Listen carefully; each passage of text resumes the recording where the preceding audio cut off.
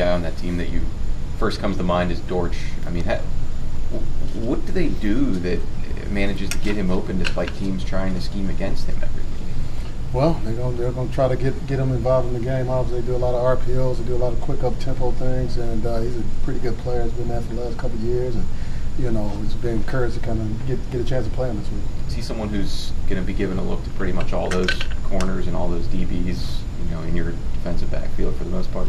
I'll tell you what, he lines up mainly in the slot position, so he'll be matched up with the safeties, and so that'd be a pretty good matchup there. So we feel pretty confident with that, and can't wait to see how it works out. Archie, as a whole, how do you feel about the progression of your unit? I think getting better every single week. Like I said, the main thing we talked about a few weeks ago was being consistent. I think they're trying to do that. All starts with communication.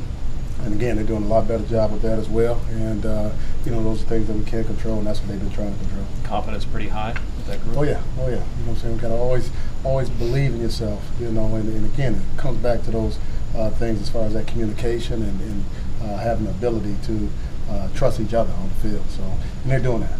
When you talk about that consistency, you guys are putting together a good game against Virginia Tech, and then you have that moment like when, two guys are right there with the receiver and neither one finishes the play with the tackle. How much do you really have to keep reminding those guys, young ones and old ones, about finishing plays, and that one big one will hurt you?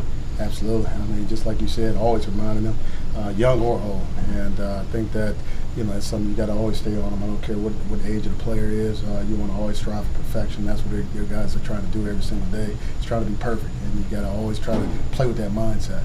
And I think each week they want to do that more and more. And you'll see that more and more each week.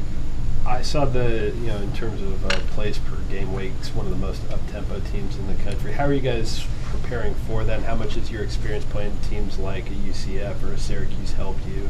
Yeah, well, that's definitely helped, and we practice a different way a little bit, and I think the guys are well in shape, and they're ready for those kind of games. We do a lot of up-tempo stuff during practice already, even when we don't play up-tempo teams. So they'll be ready, for the fast pace of the game. They'll be ready for it. What else do you see from their offense in terms of the new quarterback that they've got in there and some of their other pass catchers?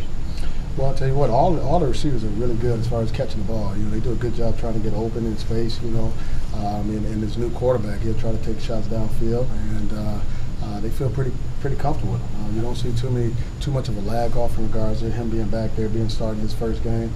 So, it'll be a good challenge for us.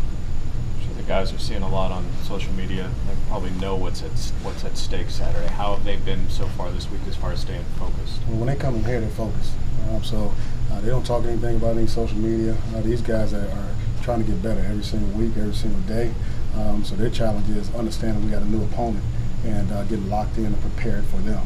So that's all I've seen from them trying to get prepared for this style of offense this week, and that's what matters right now.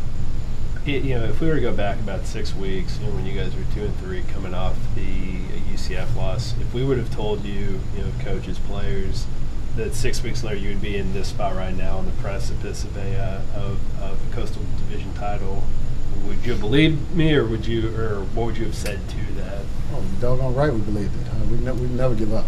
Okay, and that's what we pride ourselves on. We got a lot of good toughness, effort, and great attitude. So that's going to always be in this room. That starts from the head coach, Coach Narduzzi, and it's filtered down through all the assistant coaches, and the kids believe in that, and they come to work every day with that mindset. From that UCF game, Syracuse, are there some things you guys have tweaked in how you prepare from those games to this that you've just learned going through the season? Yeah, well, just like everything, as we get older, we get more experience, we get more knowledge on how to attack things differently. And, with those games, that's helped us be able to form our practice and things of that nature a little bit differently. That'll be able to help.